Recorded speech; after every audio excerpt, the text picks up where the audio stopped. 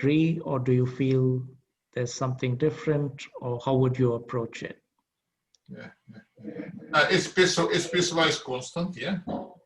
It's piecewise constant. And it's just a jump process, Markov jump process. And the underlying Markov process is well behaved. It's not explosive. It doesn't do anything strange. Yeah. Okay. So it's I haven't seen the question, so but I think that's it may be straightforward. Yeah. Okay. Yeah. So for an arbitrary time, you could just condition on the number of jumps in that time, which will be finite. And you use the memoryless property to some extent, yeah. Okay, we try to do it one more time, as Evgeny said. So we'll try to discuss it. Yeah. So I guess that was the first question. Okay. We also had some troubles with the differential equation that we got from the Groot model. Basically, the equation. I mean, expectations, I guess, yeah. So when you so we have our vector x of t, the vector of opinion. We take the mean value, and then we say, okay, the derivative after d over dt is q multiplied by, again, expectation of x of t, and thus we get the differential equation for the mean opinion. I don't understand what they're saying, to be honest. If you show a piece of paper saying what or whatever, just could you write down whatever? Let me try to do. So if yes, to me it's difficult to follow. Yeah. Are you talking about the de Groot model, which is in discrete time, or are you talking about the epidemic model, which is in continuous? No. It's it's the Groot model. So it's not an epidemic. So the de Groot model is a difference equation, not a differential equation. No, about water model and about the differential equations for expectations. Oh, okay. Yes. I'm trying to. Okay. So maybe during the lecture, Pasha and Timofey tried to formulate the question more properly. Okay. And now we will start. What do you think? Okay, I think we should start here. Okay. Okay, dear colleagues, we are glad to see you at the final online lecture of the Fall School in Advanced Probability. Now I'd like to discuss some technical details. All participants' microphones will be muted during the lecture. If you want to ask a question, you can press the space button and do it, or you can write this question on chat and we will ask it. In about an hour, we will take a 5 or 10 minutes break, and we ask all participants to turn on your videos and at the end of the lecture, and thank Ganesh for this wonderful course. So I think we can start. Ganesh, please. So I'll start again. So we are going to pick up where we left off last time, which was studying the epidemic or the contact process on the star graph. So the star consists of a hub node, which is connected to n leaf nodes. So there's an edge from the hub to each of the leaves, and those are the only edges in the graph. The leaves are not connected to each other. So if we write down the adjacency matrix, the first node is going to be the hub, and then the remaining n are leaves. So there's an edge from the hub to each of the leaves. So the top row of the matrix is ones, except for the diagonal. The first column is ones, and everything else is zeros in the matrix. And then I can rewrite this matrix as the sum of these two outer products, if you like. So it's a rank 2 matrix from this representation. You can see that. Okay, and so it has only 2 non-zero eigenvalues. And you can check that the non-zero eigenvalues are plus square root of n and minus square root of n by simply guessing the eigenvectors. If you take the first element to be square root n or minus square root n and all the other elements to be 1, you can check it's an eigenvector and these are the eigenvalues. And because it's a rank 2 matrix, all the other eigenvalues have to be 0. Okay, so once we have this spectrum for this matrix, what do our theorems tell us about the lifetime of epidemics on this graph? So the spectral radius of the graph, the largest eigenvalue is square root of n. And that gives us a bound in one direction. The other direction came from the isoperimetric constant. And the isoperimetric constant for this graph is 1 because if you take any collection of leaves, if you take k leaves, there are just k edges from those leaves to the hub. So the number of edges crossing the cut is equal to the number of vertices in that subset. So the ratio, the isoperimetric constant was the minimum of this ratio over all subsets. So the ratio is always 1 and the minimum is 1. So the isoperimetric constant is 1. Okay, so there's a huge gap between the isoperimetric constant and the spectral radius, which is square root of n. And so our general bounds coming from our theorems give two very different bounds. So the first bound tells us that if our infection rate beta times square root n is smaller than 1, then epidemics die out quickly. They die out in time, logarithmic in the number of nodes. And in the other direction, we know that if beta is bigger than 1, then the epidemics are long-lived. Okay, so you need a very high infection rate of at least 1 to give long-lived epidemics. And if it's smaller than 1 over square root n, it's short-lived, and we don't know what happens in between. So there's this huge range in between where our theorems don't tell us anything. But because this graph is so simple, we can analyze it directly and we can find out where exactly within this range the transition happens. And that's what I'm going to tell you about now. Okay, so we'll try to characterize precisely where in this range the threshold happens. Okay, so I'll state the results and then give the proof. So our first theorem says that if the infection rate scales like any constant over square root n, then the epidemics are short-lived. However big this constant c is, you get short-lived epidemics, whereas the general theorem only said this for c smaller than 1. Now we are making the stronger statement that it's true for any constant. And in the opposite direction, we state that if our infection rate grows like some slightly bigger power of n, not like n to the minus half, but like n to the minus half plus epsilon, then we have long-lived epidemics. So the epidemic lifetime is exponential in n to the epsilon. Okay. So this is somehow a more precise characterization of the threshold. It does happen at 1 over square root n, but not exactly at that constant. It's a bit more spread out than the previous results, examples we saw. Okay,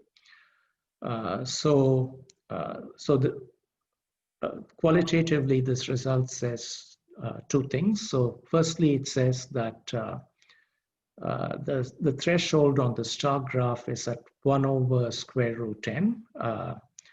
So it's going to 0 as n goes to infinity. And this is very different from the other examples we saw of more homogeneous graphs like the Epstein graph or the hypercube, where the threshold happened at the mean degree, at beta equals 1 over the mean degree.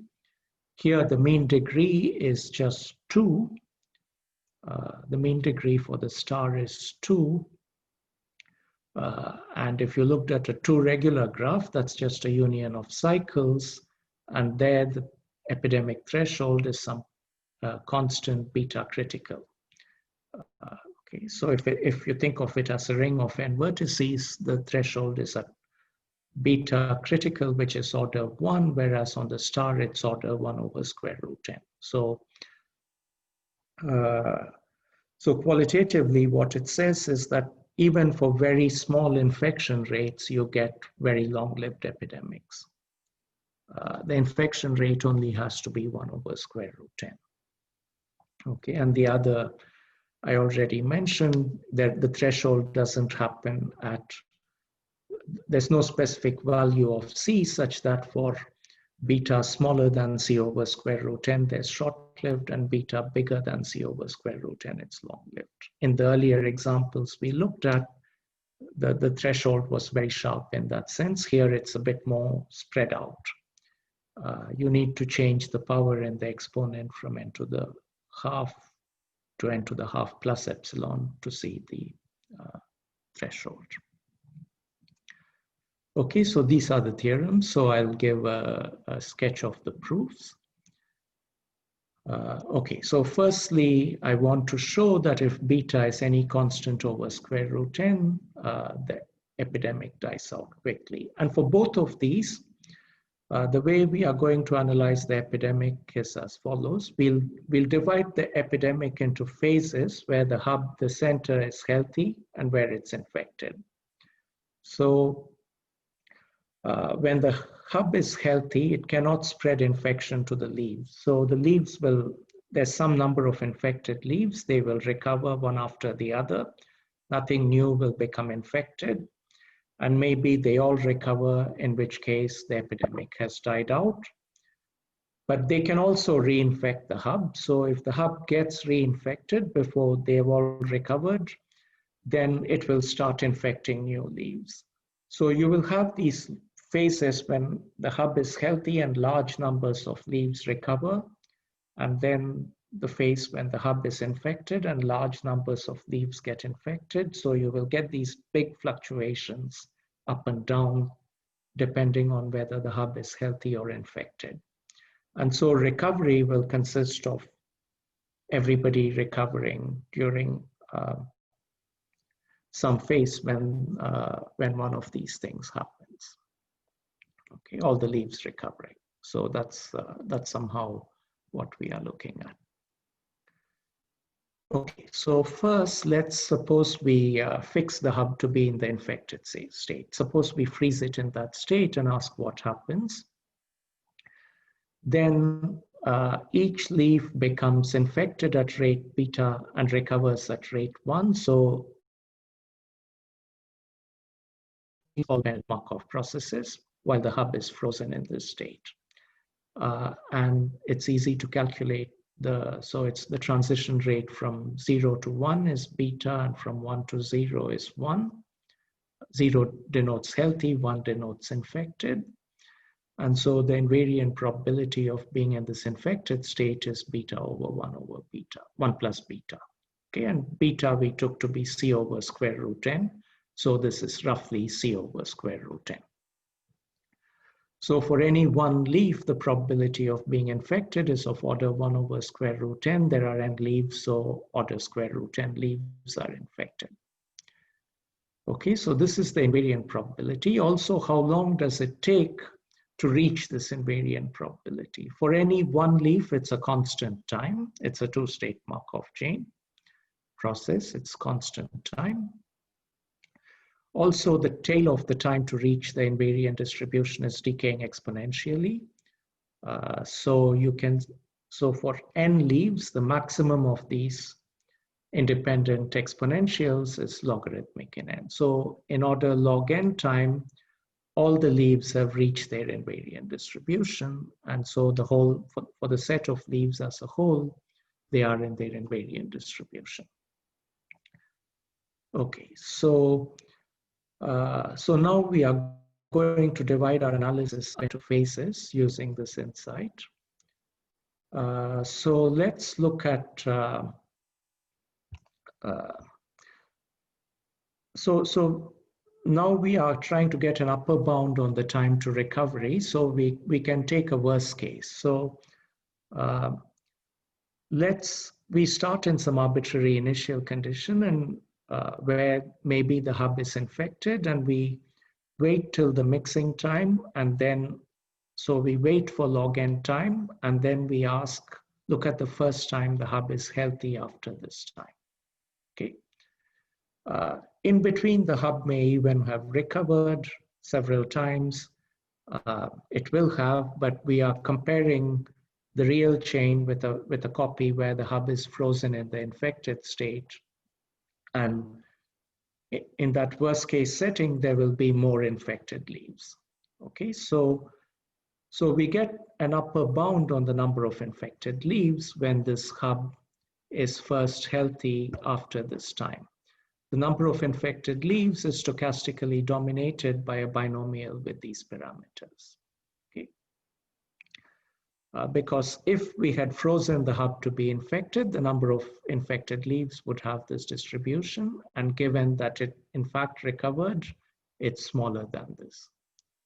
Okay, so we have an upper bound on the stochastic upper bound. Yeah. It's very rude estimate, yeah? It's very rude upper bound. Yeah.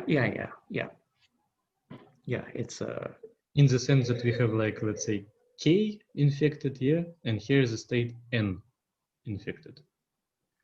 No, not N. So it's binomial with these parameters.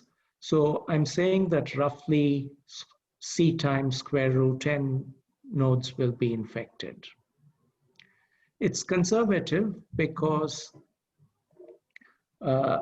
so I have my actual process where the hub is recovering, getting infected, recovering, getting infected, and it's able to infect new leaves only when it's infected. That's my true process, and I'm comparing it with a worst case process where the hub always stays infected. And in that worst case process, the number of infected leaves has this distribution. So in my original process, the number of infected leaves is at most this much. Okay, yeah, thanks. Okay, so we reach a time when the hub is healthy and there are this many infected leaves. Now we condition on the infected leaves. Suppose there are K of them. We can ask, what's the probability that they all recover before the hub is reinfected? And now let's ask for that. So if I pick the hub which is healthy and one leaf which is infected, this leaf recovers at rate 1, infects the hub at rate beta. So what's the probability that this leaf recovers before it reinfects the hub? It's the probability that the recovery clock ticks before the infection clock ticks. These are independent exponentials, so it's 1 over 1 plus beta is the probability for a single leaf. And the same is true for each of the leaves independently, whether it infects the hub first or recovers first. So the probability that all the leaves recover before the hub is reinfected is given by this. Okay, it's 1 over 1 plus beta times the number of infected leaves. And now we can take the expectation over this. The number of infected leaves is stochastically bounded by this binomial distribution. So the probability that all leaves recover before this is the expectation of 1 over 1 plus beta to the capital K. So it's this moment generating function, sorry, the generating function of this binomial. And if you calculate this and substitute for C, you get that this is roughly e to the minus C squared. Okay, so this is our bound. So all the leaves recover before the hub is reinfected with at least this probability. It's bounded by, it's not approximately or approximately equal. Yeah, it's bounded by. It's approximately equal for the bound. Yeah, so it's less than or equal to this. There may be some other constants as well that I have thrown out, but I've been a little bit sloppy, but okay, approximately equal. Yeah, it's bounded by something which is very close to this. Okay, that we still follow you. Yeah. But the main point is that it's bounded above by a constant. There is no n here. It doesn't depend on the size of the graph, the number of vertices in the star. It just depends on this parameter c. So it's a constant. It's an order 1 thing. Okay. Okay. So okay, so maybe all the leaves recover before the hub is reinfected, or maybe the hub gets reinfected first. If the hub gets reinfected, we wait another order log n time, and then restart, ask the same question again. So we look at the first time after that the hub gets healthy. And by that time, all the leaves would have reached their equilibrium distribution. So we know that there are roughly this many of them which are infected. And then we ask, this time, are they all going to recover? And each time they have the same constant probability that they all recover. So after geometrically many attempts with this probability, they recover. So there are this many sort of renewal epochs before the epidemic dies out, and the length of each renewal epoch is of order log n. So the total time is order log n before the epidemic dies out. Okay, so this is the proof of the upper bound. Maybe I'll stop here to see if there are any questions. Are there any questions? Pavel? No, it's clear, I think. Okay. I have no questions, but maybe anyone else want to ask something? Everything looks very quite clear. Yeah? Okay. Yeah, I agree.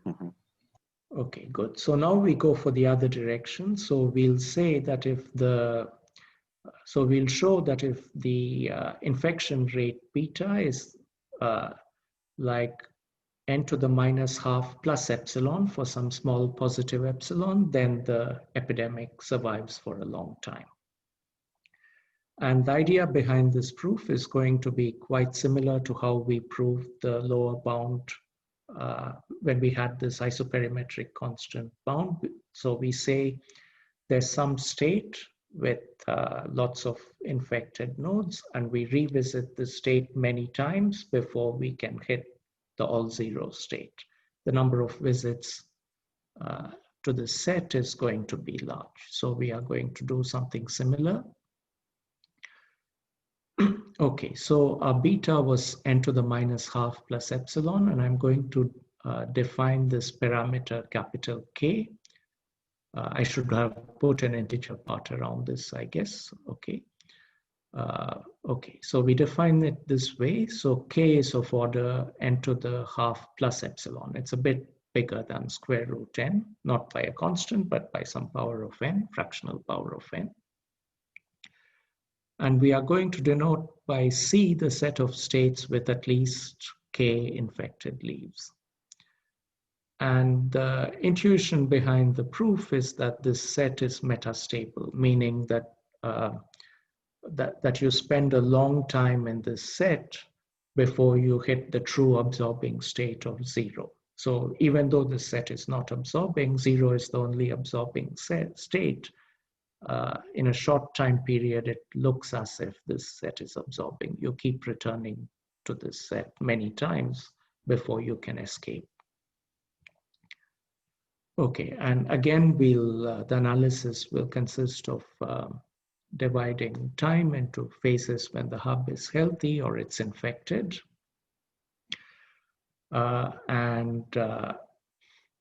Okay, so what happens every time it's healthy? We can bound the number of leaves that recover before the hub is reinfected.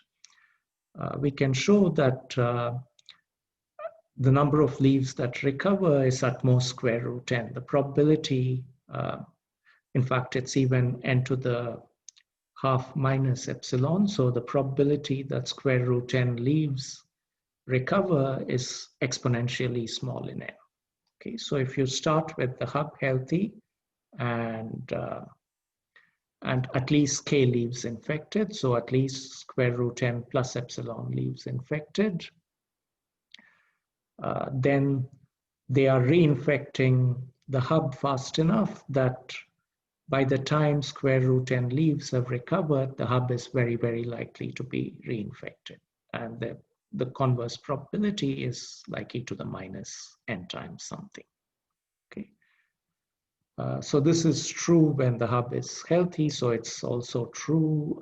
Okay, what's also true when the hub is? Okay, so this is just a minor remark that if you start with the hub infected and you wait until it recovers, during that time, some new leaves get infected and some leaves recover, but the number of leaves which recover is also, again, bounded by square root n. So you cannot have big fluctuations in the number of recovered leaves in either phase, when the hub is healthy or when the hub is infected. Okay, moreover, so we start with, let's say, at least k infected leaves and say the hub is healthy. So about square root n leaves recover. So you have left this set C. C had n to the half plus epsilon infected leaves, and you have gone below this set, and then the hub gets reinfected. And the claim is that when it's infected, it will reinfect so many leaves that you'll come back into this set with high probability. Okay. Or, okay, not even high probability, there's positive probability. Okay, strictly positive probability that you come back to this set before the hub recovers. So you start at n to the half plus epsilon, you can go down by at most square root n, and then you come back with probability, let's say a half, back to the set. Or maybe you don't come back, so you go down another square root n, again you have a chance half. And the chance half doesn't depend on how many infected leaves there are. Even if you have 0 infected leaves, if the hub is infected, it will pull you back to the set C with probability at least a half.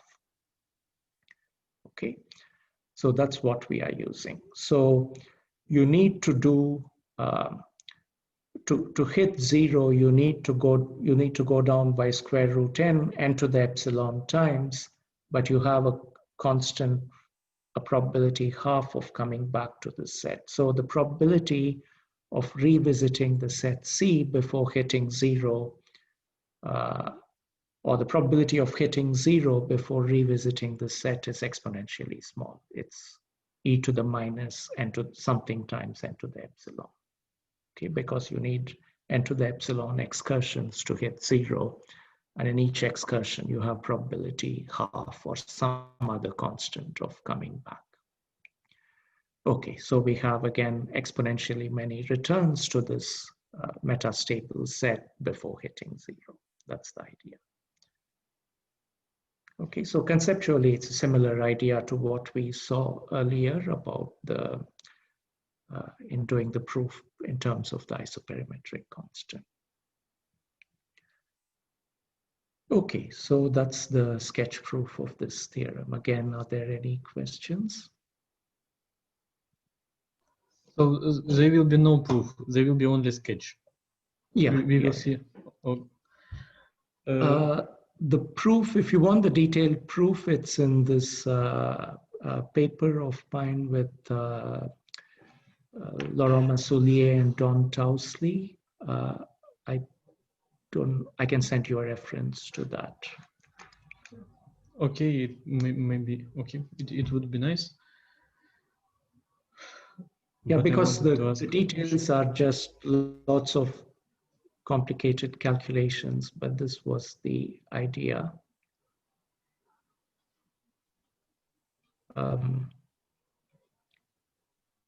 The only one question is, when hub is infected, how many he will infect leaves before reinfected he becomes reinfected? Because before he becomes healthy. Before he becomes healthy. Before Yes. he becomes healthy, yeah.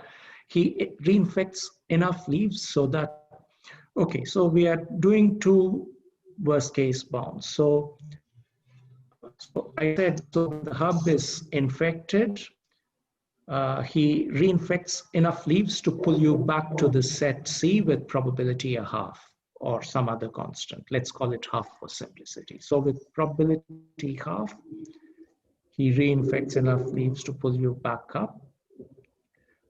With the remaining probability half, I want to say how many leaves recover. So, and I'm saying not too many recover, at most square root 10 recover. That was this other half of the statement. Okay.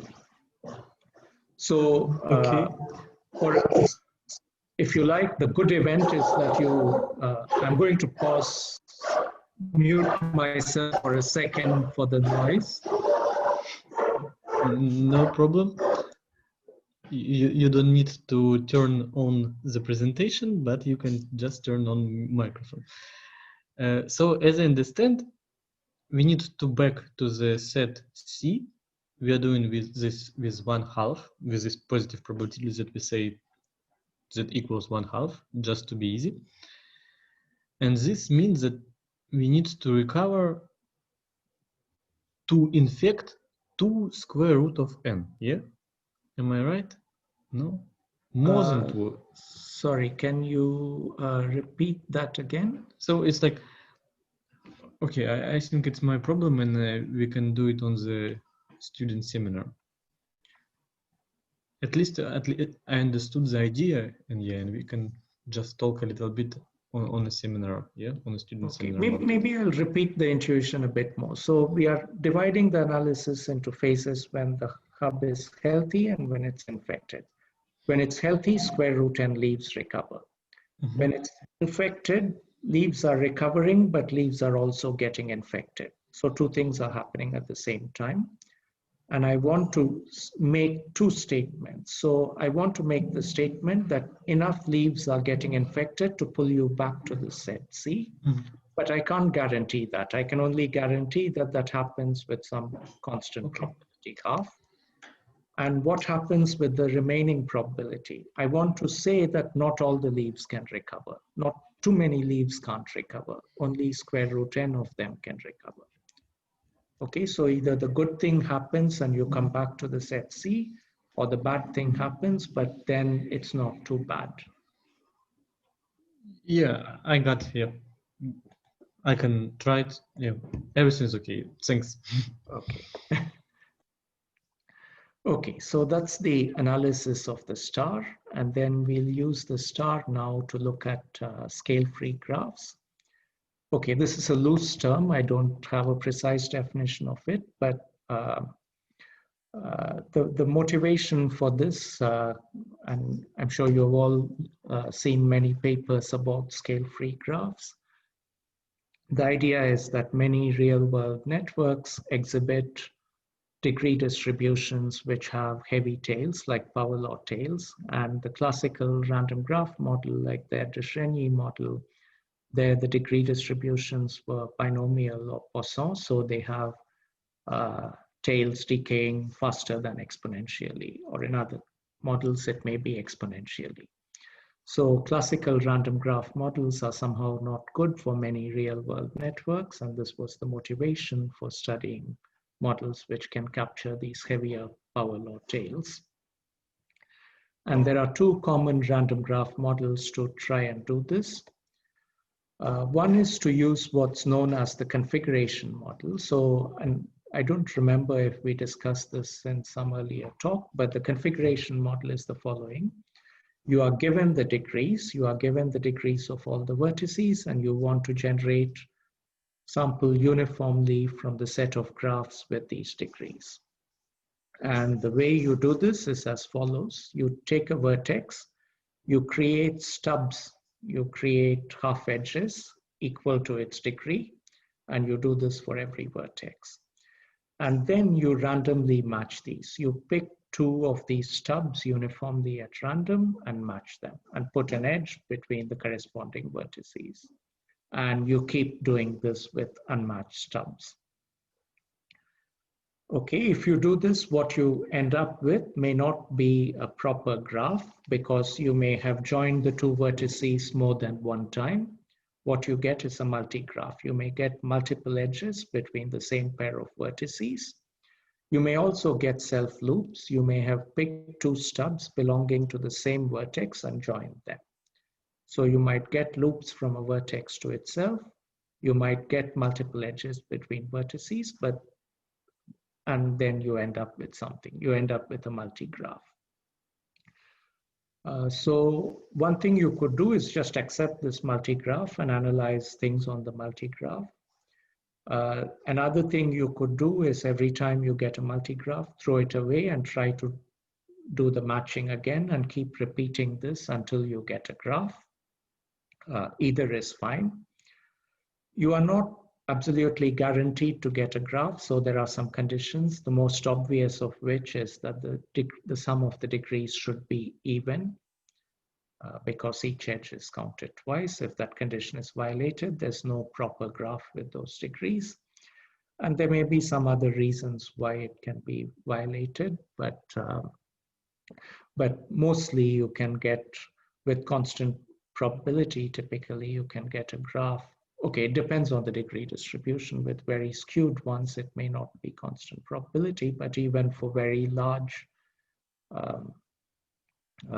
graphs, there is, if the distributions are light-tailed or not too heavy-tailed, then there's a good chance that by repeating this process, you can sample a proper graph. So that's one way to get a random graph. So with power law degrees, so you first sample the node degrees from your power law distribution, and then you try to sample the graph using the configuration model. So that's one way to do it. Another way to do it is to assign the nodes weights, not degrees, but just weights from your power law distribution. You randomly assign them weights. And then you generate edges independently. So for two vertices U and V, you put an edge between them with probability, which is the product of the weight of U and the weight of V divided by some constant. And if you do that, that model gives you a graph necessarily, so that there is no problem there with multigraphs. You get a proper graph. And that's called the, that model was introduced or at least popularized by Chung and Lu, Fan Chung and Lin Yuan Lu. So it's named after them. It was also, I think, independently proposed in the physics literature, and it's called the soft configuration model there. And it's also called the rank 1 model because if you look at the expected degrees are just the product of the node weights. So the matrix of expected degrees is a rank 1 matrix. And so it's also called that. So there are many names for it, but it's just that one model. Okay.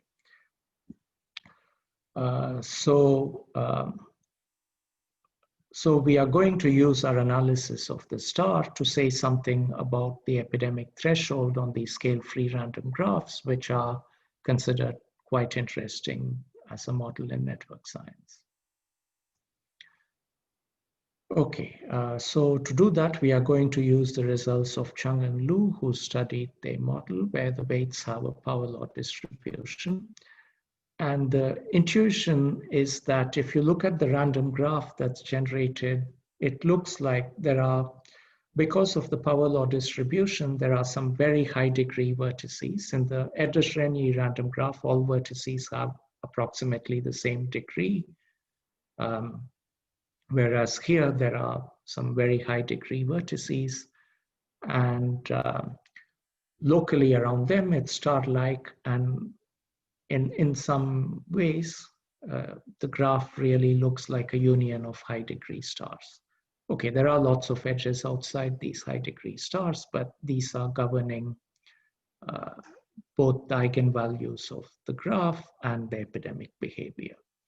So what Chung and Lu proved is that the biggest eigenvalue of this matrix, rho, of this adjacency matrix is very close to the square root of the maximum node degree. Okay, so capital delta is the maximum of the vertex degrees, and Chung and Lu proved that the spectral radius is basically 1 plus O1 times the square root of this maximum vertex degree, 1 plus little O1. Okay, so the highest degree star determines the spectral radius. So if we look at our general theorem that says that if beta times the spectral radius is smaller than 1, we have short-lived epidemics. So it says that if beta times the square root of the maximum degree is smaller than 1, the epidemic dies out in logarithmic time in the number of vertices. Okay, then what does our analysis of the star say? That says that we get long-lived epidemics if beta times the square root of the degree of the star. Okay, so if the epidemic hasn't died out on the star, it obviously hasn't died out on the whole graph. And okay, maybe the star was not initially infected, maybe the epidemic started somewhere far away, but it has probability of infecting the star, which decays at most polynomially in the number of vertices. There's a path of length n at most from any vertex to the star. There's constant probability of the edge of it traveling along this vertex. So you can show that it will infect the star with probability which is not too small. It's at most 1 over polynomial in n. And once the star gets infected, it remains infected for exponentially long time if this condition is satisfied. And this comes from the analysis of the star, which has now degree delta, the maximum degree. So if beta times this quantity is bigger than 1, the epidemic doesn't die out on the star, and therefore it doesn't die out on the graph as a whole for exponentially long time. Okay, so we have roughly matching conditions. So we have a threshold for the epidemic on the star. If beta is smaller than delta to the minus half, the epidemics are short-lived. If beta is bigger than delta to the minus half plus epsilon, it's long-lived. Okay, so this is again a quite precise statement of how epidemics behave on scale-free networks. A weaker version of this result was noted by physicists and, okay, not rigorously proved, but it was shown by Vespignani and others that the epidemic threshold decays to 0 as so the epidemic threshold beta here is 1 over square root of the maximum node degree. And in fact, for these scale-free graphs, the maximum node degree is some fractional power of n, depending on the exponent of your power law for the degree distribution. So it's n to the minus a quarter or n to the minus a tenth or whatever your exponent is. And so in all those cases, you have an epidemic threshold which goes to 0 as the network grows large, as n tends to infinity, and it grows to 0 like a fractional power of n. And I believe the result proved by physicists was only in the case when the variance of the degree distribution is infinite. So when the power law is of the degree distribution is bigger than when the decay exponent is smaller than 3. But in fact, it's true for any decay exponent that the threshold goes to 0, and it goes to 0 as a fractional power of n. Okay, so we were able to prove this stronger result and also characterize precisely how it goes to 0 on these scale-free networks. So that was the result on scale-free networks. Okay, and that's So yeah.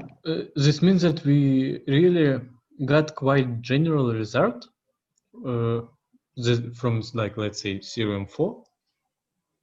Yeah, just for free, using just some analytic for star graph. Exactly. Yeah. Quite nice and quite general, quite precise in the sense that we can see that it's delta to the power minus epsilon, only the, let's say, difference, bound, threshold, all this. Yeah. Nice. Yeah, so that completes the discussion of the contact process, or the SIS epidemic. So the next topic is the SIR. So maybe now's a good time to take the break. Please start the second part of today's lecture. Okay, good. So we finished with the contact process, and we will start on the SIR model as soon as my screen moves, which is frozen.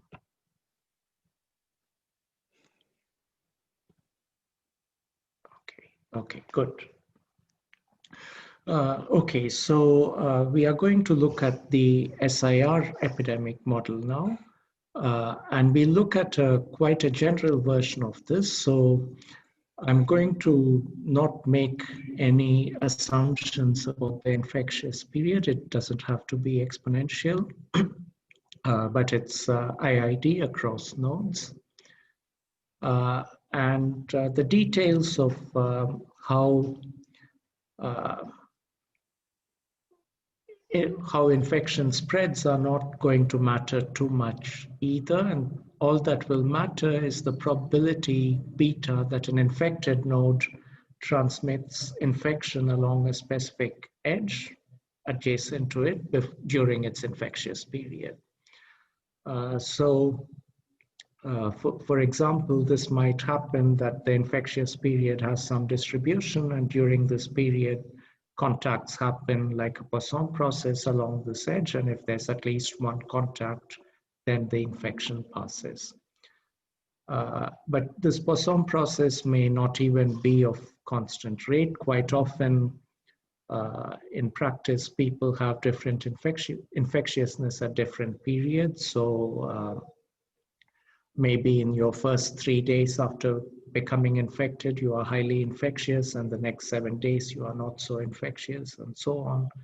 But all that gets absorbed into this number beta, and that's all we care about. What's the total probability that you transmit infection along an edge? Okay, so one consequence of this generality is that infection passing along different edges adjacent to the same node are not independent. So if I infected one of my neighbors, that suggests that I had a long infectious period, so I'm more likely to infect some other neighbor as well. So there's potentially positive correlation between the edges, but this won't matter to our bound. What's important is that edges corresponding to distinct nodes are independent. Me infecting my neighbor is independent of you infecting your neighbor if you get infected later on. Okay, or of attempting to infect. So those are independent, and that's what matters. Okay, so we'll introduce some notation now. X of t is going to denote the vector of infected nodes at time t. So it's a 0, 1 vector. A 1 denotes that that specific node is infected. And yt is going to denote the vector of removed nodes. So these are nodes which have either recovered or died, and we don't care about that. So either case, they no longer play a role in the infection. Okay, and that's what the boldface will denote vectors. And if I just write xt, that's counting the number of infected nodes, and yt is counting the number of removed nodes. So this is by taking the inner product of that vector with the all one vector that counts the number of nodes in that state. And what means removed? We will remove them after some removed. Yeah. So the SIR model, in the SIS model, when a node recovers, it's again susceptible to infection. So when it's healthy, it can again become reinfected. Now, when you recover, you have immunity, so you cannot become reinfected, and that is called removed. Okay, and in okay, thanks. Yeah. Okay, so this is our theorem. So there's a this is the upper bound on this epidemic. So again, the spectral radius rho of the adjacency matrix plays a role, and the condition is the same. So if your infection rate beta, now, okay, it's not infection rate, it's the probability of passing infection along an edge. If that probability times the spectral radius is smaller than 1, then in some sense, epidemics are small. So here, what we are interested in, I should maybe say that first. Let's say you start an infection with a small number of infected nodes, or even just one infected node. We are not so much interested in the time to recovery here as in finding out how many nodes ever get infected. Okay, so one person starts the epidemic. Do 10 people get infected, or do 1 million people get infected before the epidemic dies out, before eventually no more infected people are left? Okay, and again, there's a dichotomy. If you look at the complete graph, there's a dichotomy. If your infection rate is smaller than if your infection probability is smaller than some threshold, the number of people the initial infective infects is of order 1. It's some constant that doesn't depend on the population size. And if you're above this threshold, a fraction of the population gets infected. So it's between 10 people being infected and 10% of the whole population being infected. There's this sharp threshold. And we are trying to get analogs of this threshold result on general graphs rather than the complete graph. And this theorem gives us one direction.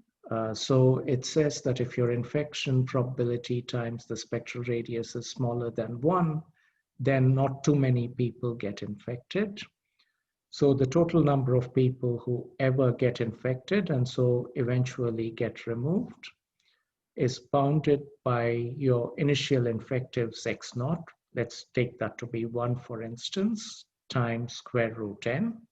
So it's bounded above by this divided by 1 minus beta rho, which is a constant. And this is, we had a similar term in the SIS epidemic. So this is in general somewhat weak result. So let's get a bit more intuition. It's a good result in one sense. It says if you're looking at it as a fraction of population, this is only square root n. This is not n. So the fraction of your population that gets infected is vanishingly small. It's 0. But the number of people who are getting infected is huge. It's square root n. And in general, you can't get a better bound than this.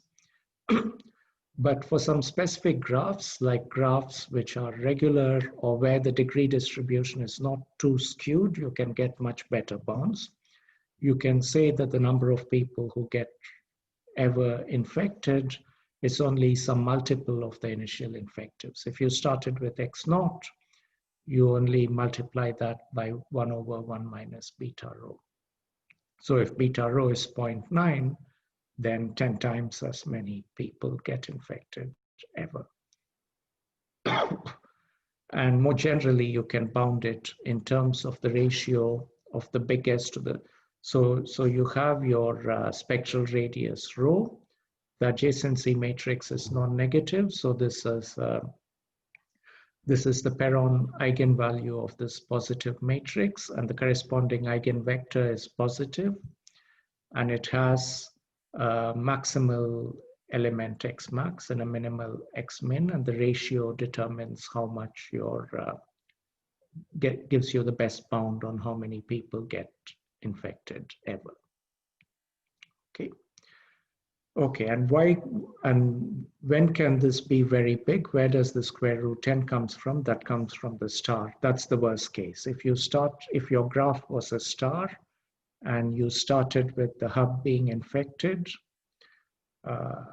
then even if this condition is satisfied, it'll end up infecting of the order of square root 10 leaves before it recovers. So you cannot, in complete generality, hope to do better than this, because for the star, this does happen. But on graphs which have more uniformly spread degrees, you can do better. So again, there's this dichotomy between scale-free type graphs where you can get huge numbers of infections, and more homogeneous graphs where things don't get too bad. Okay, but in all these cases, we have this upper bound, which effectively says that the fraction of the population that gets infected is vanishingly small. Okay, and so if there are super spreaders, you have the square root 10 type behavior, and if there are no super spreaders, you get the constant type behavior.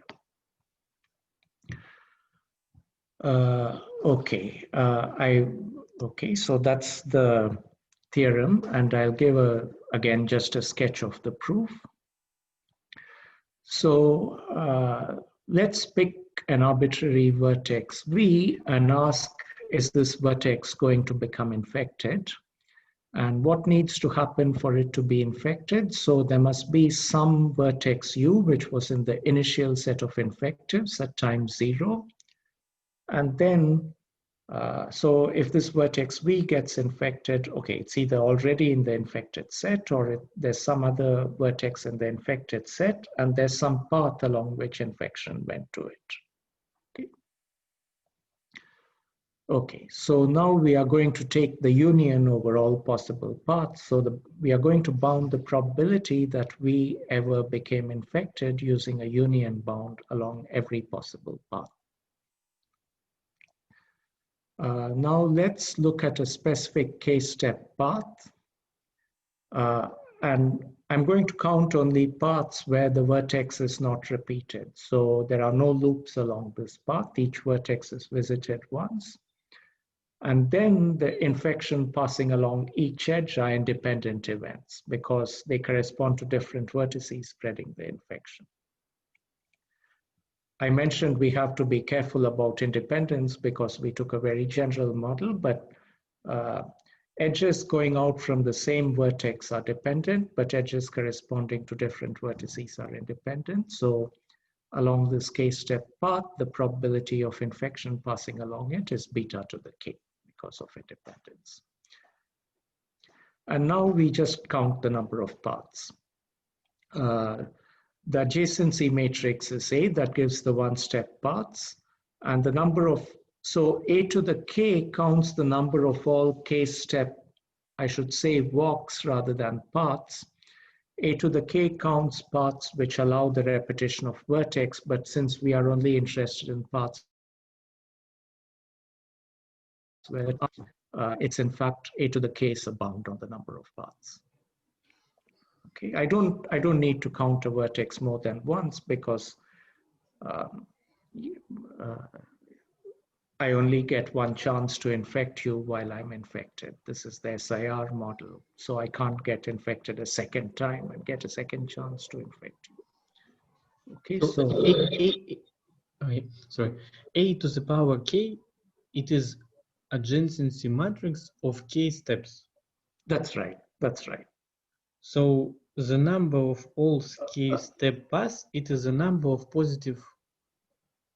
No, it's okay, not. Sorry, A to the k is not the adjacency matrix. It's no longer a 0-1 matrix. It's counting. It's the matrix counting the number of paths of k steps. You're right. Yes, yes. So I mean, ij element of this matrix will be equal to how many there are k steps from I to j or something like this, no? Yeah, No? that's right. So the ijth element of A to the k is the number of ways you can get from I to j in k steps, the number of paths. Okay. But it doesn't exclude paths with repeated vertices. That's all I wanted to say.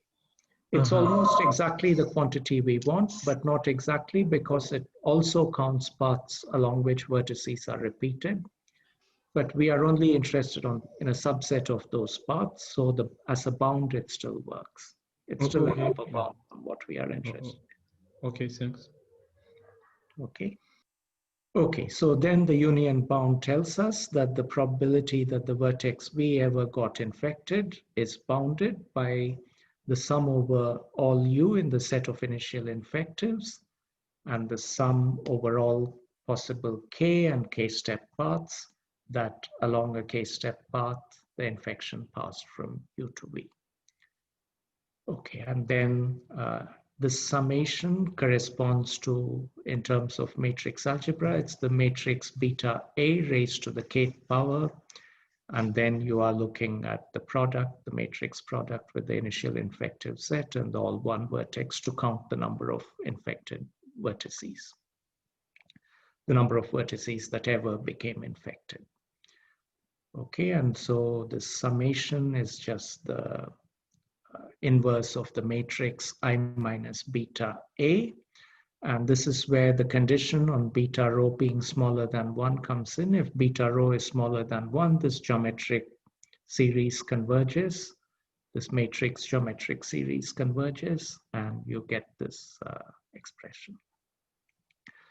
Okay, and then you just have to analyze the properties of this matrix, and yeah, the rest is linear algebra, so I won't go into the rest of the proof. Okay, so that gives the upper bound on the SIR epidemic. I'm not going to discuss the lower bound. You can get, for some models, not for all models, but for some fairly general models, including the rank 1 model, you can get matching lower bounds. I'll give you a reference to the result. But that's all I wanted to say about the SIR model and an upper bound if this condition is satisfied. Yeah, I'm sorry, but I cannot see square root of n.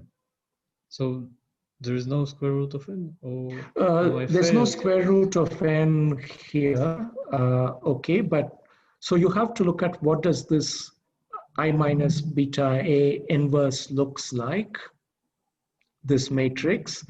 And if you, so you can do an eigenvalue, eigenvector decomposition of it. So if you look at the term corresponding to the eigenvalue 1 minus beta rho, then you get eigenvectors which can have very large entries. And that's where this ratio x max over x min came in. So you get an eigenvector which has an entry of square root n, and the star gives you an eigenvector with an entry of square root n. And that's okay. Thanks. Okay, I got it. Okay. Thanks. Oh, okay. Yeah. Okay. Okay, so that brings me to the last topic I want to discuss, which is now, so we studied, so we are going to go back to the SIS epidemic, and I'm sure you can do something similar for SIR, but we did this for the SIS. And now we want to ask the question, having studied the epidemics, if we can control some of the parameters of the epidemic, then can we make it recover quickly? Okay, so we are going back to the SIS epidemic on a given network. We keep the infection rates fixed, so it's going to be the same constant beta, but we assume that we can control the recovery rate. So we can go visit some of the vertices, we can test them for COVID every day, depending on whether we think they are important vertices, and then we can treat them quickly if they get infected. Okay, so we assume that the total budget is fixed and that the budget is the sum of the recovery rates at the vertices. And so given that budget, how should we spread it among the vertices? Okay, so gamma of V is going to be the rate at which vertex V recovers. And the sum of the recovery rates is some constant. Just for convenience, we'll take that constant to be 2 times the number of edges. Everything else scales otherwise. Okay, so on average, you have a budget of 1 per edge to cure. So this is the sum of the degrees in the graph, and this is your budget. And how should you allocate your budget between the different vertices to ensure that you recover quickly from the epidemic? And to state that more precisely, you want to maximize the epidemic threshold, the value beta critical, the infection rate at which the epidemic will be long-lived, the minimum infection rate at which you get long-lived epidemics. Okay, or the maximum infection rate at which you get short-lived epidemics. You want to maximize that. So that's the problem we want to solve.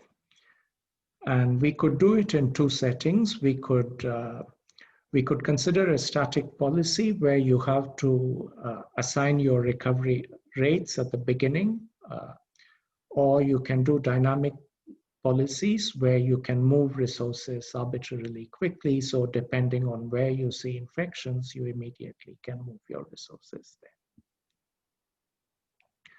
So we could consider both those policies, and the main result is going to be, we are going to propose an extremely simple static policy, and we are going to claim that that static policy is close to optimal in the sense that it's within a constant factor of optimal.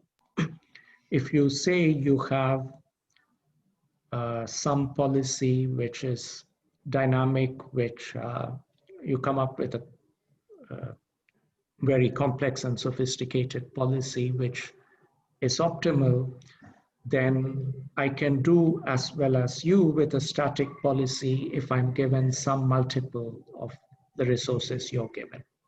You're given a resource of million. If you give me a resource of 10 million, I can do as well as you, but that factor 10 will not depend on the size of the network or the population.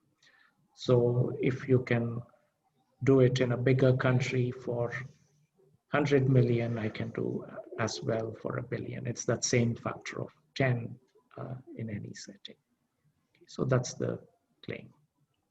Am I right that previously we have SIS model with gamma y equals 1? Yeah, that's right. Okay. And now that's the thing we are going to control. Okay, and so here is our simple static policy. I'm just going to allocate resources in proportion to the degree. So high degree nodes will be treated more quickly in proportion to degree. Okay, so the first lemma says that if we cure rates, if the recovery rate of a node is equal to its degree, then for any infection rate smaller than 1, the epidemic dies out in log n time. And so the threshold, the epidemic threshold is at least 1 for the static policy. It may be much bigger, we don't know. It depends on the network, but for any network, it's at least 1. And this proof is completely elementary, and this just says that it's again the branching random walk bound, but here the branching process at every vertex is subcritical because wherever you are giving birth to children at rate beta along every edge. So the total rate at which you are having children is beta times the degree, and you're recovering at rate gamma, which is the degree. And so it's bigger than beta times the degree. Okay, so so the mean number of children you have is smaller than 1 and smaller than beta, in fact. Okay, so the branching random walk is subcritical. So this is an elementary bound, and the question is, can we do better? And my claim is you can't do better than a constant factor. I said this is true in complete generality. That's not quite true. It's only true for a subclass of graphs known as expanders. So I'll define what that is now. Okay, so we call a graph an alpha eta expander if the following is true. If you pick any subset of vertices consisting of less than an alpha fraction of all the vertices, then the number of edges from this set to its complement is at least eta times the size of the set. So if alpha is a half, then this is saying, this is the usual notion of expander. So for any subset of up to half the nodes, the isoperimetric constant is bigger than eta. That's what it's saying. For any subset, you have at least eta times s edges going to its complement. We want to, okay, we can slightly relax this. Maybe you are not an expander all the way to half the vertices, but only up to 0.1 fraction of the vertices or some other fraction. So it's a slight relaxation of the condition, but this is an alpha eta expander.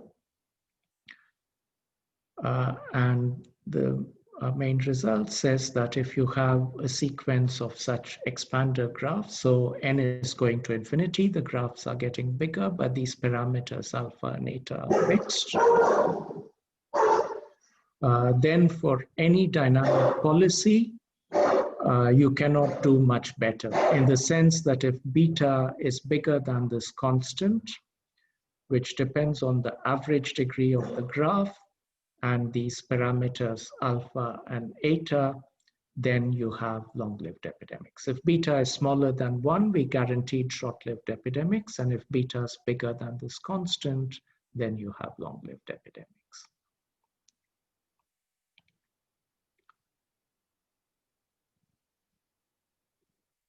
Okay, and it only depends on the average degree. So things like scale-free graphs are included. You can have very big maximal degrees, but the average degree shouldn't be big. Okay, and yeah. So this is a condition when our system will be a long-lived epidemic. Yeah. Okay.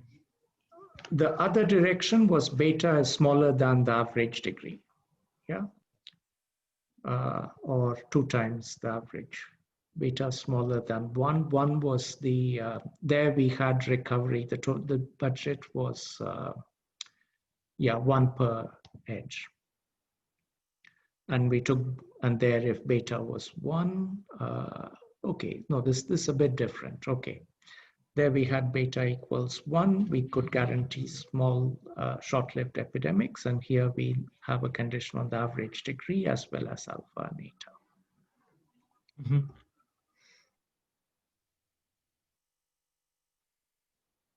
Okay. And so these two things are within a constant factor of each other. That's what I was saying earlier. So if you give me a constant multiple of the resources that your dynamic strategy has, I can do as well as you. And that constant depends on these parameters. Okay, so I think that was the result about controlling epidemics, and that was in fact all I had to say. And here's a list of references.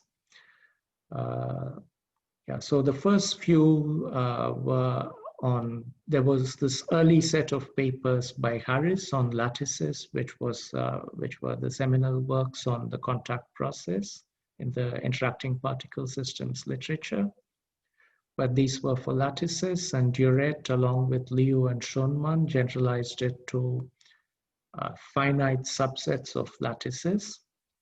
So not infinite lattices, but large finite lattices, and showed that there is this sharp threshold in the epidemic lifetime in these cases, and that was somehow a starting point and motivation for looking to prove similar results on other sets. So this is the paper I talked about the most. This was the SIS result on different graphs, the general upper and lower bounds, the star graph and scale-free graphs. That's all in this 2005 paper. And then I briefly touched on this work on SIR epidemics. I showed one direction here, the other directions also in this paper. And this approach of how to control the epidemic by allocating curing resources differently is in this last paper. Okay, so I finished in a bit less than an hour, half an hour, but yeah, that's all I had to say. Is it Harris? It is that mathematician that is Harris Markov chain? Is it this? Oh, that's a good question. I don't know, actually. I would guess so. Ted Harris, he is, yes, he's a, if Sergey's around, he might know, but I don't know. It's Ted Harris who's, yeah, he's the authority on this interacting particle systems. Sergey doesn't have internet. Sorry? Sergey doesn't have internet, yeah. How doesn't have internet, yeah. Yeah, he's no longer alive. There was a nice obituary for him by Tom Mountford not so long ago. Okay. So anyway, many thanks, Ganesh, for your course of lecture. Let's turn on our video cameras. Now we can do it. Anyway, it's not so many of us, so sorry again that we made this another day. We will make a video and talk on the seminars. We'll send the video to all the other students. Very nice. Today we have quite good lecture. It's like short and everything is clear, so it's always good. Definitely good in my opinion. 1.5 year ago, we have another school, scientific school. It was Fraser Daly, Sergey Foss student. And during his lectures, we heard a lot his child. And this was quite nice that sometimes we heard child. So now we heard dog, as I understand. Is it yours? Yeah. So nice, we have more participants of the school. So really thanks for your lectures. It's quite nice. It seems that we have some problems with the organization, with all this. No, I think once the term starts, it's very difficult to find a time which works for everyone. I think that's indeed the problem for the last lecture. Yeah, that means that we need to like organize it in advance, in a long advance, yeah, and maybe I don't know what to do, honestly. I don't know. So it should be like one day that we think only about our like scientific seminars, and this day always everybody postpone everything that he had. Yeah, I mean from our Novosibirsk colleagues and Novosibirsk students, like make, for example, Tuesday or something like this only for such seminars, and then we will always can do like Tuesday school if we will do it in advance. I don't know. I mean, this is a question of organization.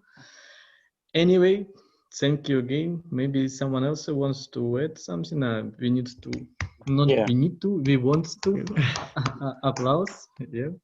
So maybe someone else wants to say his opinion about the school or something like this, about Ganesh course or. Yeah, I want to add something. I think it's very cool that now we have a lot of material for the student seminar. I think that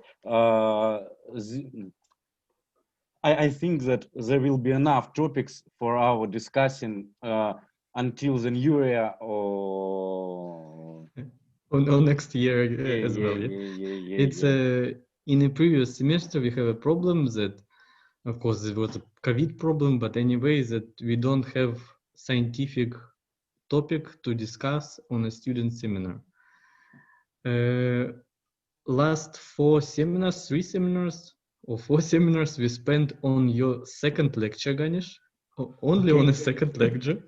So this means that we have something approximately 6 or 8 seminars on the last 2 your lectures. So it's quite good. Anyway, yeah. This means that your lecture quite dense, and anyway, they still no, not maybe easy to understand, but doable to understand, if I can say so, like possible to understand. Oh, this is a good word for this. Thank you. Anyone else? Yeah, I want to say that Okay. it's little said that there are no options to conduct this school in face-to-face format, but I believe that we can do it next summer, and it will be very cool, I believe.